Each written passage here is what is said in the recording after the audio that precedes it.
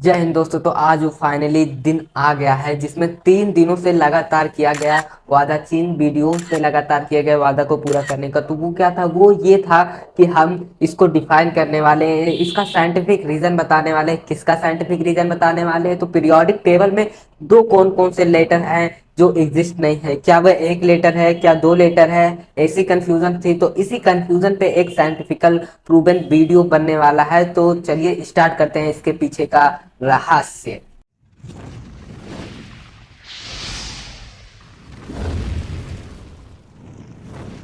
तो दोस्तों, जैसा कि आप लोग जानते होंगे कि जो IUPAC है, international union of pure and applied chemistry, इसको इस्टेब्लिश किया गया था 1999 में स्विट्जरलैंड में। इसको इस्टेब्लिश क्यों किया गया था? इसको इस्टेब्लिश एक केमिस्ट्रियल पे जो भी वर्क हो रहे थे, केमिस्ट्री के क्षेत्र में, केमिस्ट्री सब्जेक्ट के क्षेत्र में जो भी वर्क हो रहे थे उसको आगे प्रोसीड करने के लिए। और उसी बीच आया था मामला हमारे पीरियोडिक टेबल का कि हमारे पीरियोडिक टेबल में ऐसे कौन कौन से एलिमेंट्स जो है उनको एक कलेक्ट किया जा रहा था। बहुत ही सारे दिनों से कलेक्ट किया जा रहा था हमारे एलिमेंट्स को, जिसको सिस्टमेटिक वे में रखने का जिम्मा उठाया इन्होंने, IUPAC ने। और उसको एक सिंबल प्रोवाइड कराने की भी उनको जिम्मेदारी मिली। तो उन्होंने अपने सिंबल प्रोवाइड कराने में कहा कि या तो वो एलिमेंट्स का नेम होगा, या पहला नेम या दूसरा नेम, पहला कैपिटल में एंड दूसरा स्मॉल लेटर में होगा, या तो उसके बीच का नेम होगा, या कोई साइंटिफिक नेम होगा जहां से वो ऑरिजिन हुआ है उसका।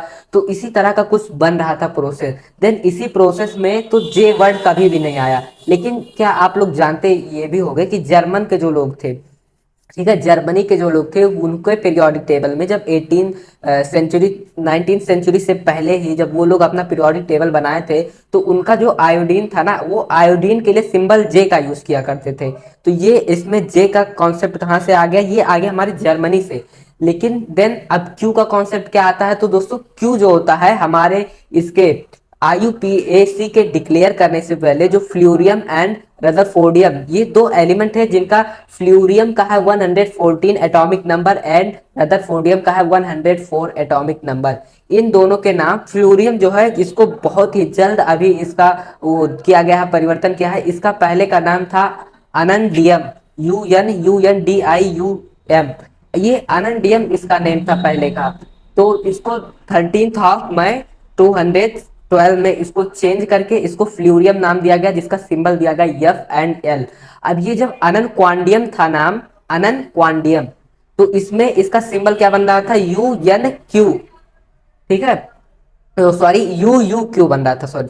तो इसमें UUQ सिंबल बन रहा था। किसका बन रहा था सिंबल? फ्लूरियम का ये UUQ सिंबल बन रहा था। तो इसमें Q आ गया, ये Q का कॉन्सेप्ट ये हो गया।